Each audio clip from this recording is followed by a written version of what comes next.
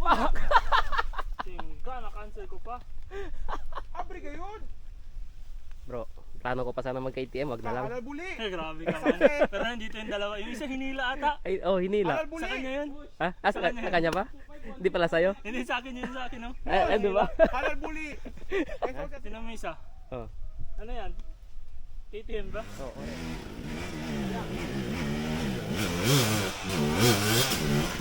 No, okay pa kayo.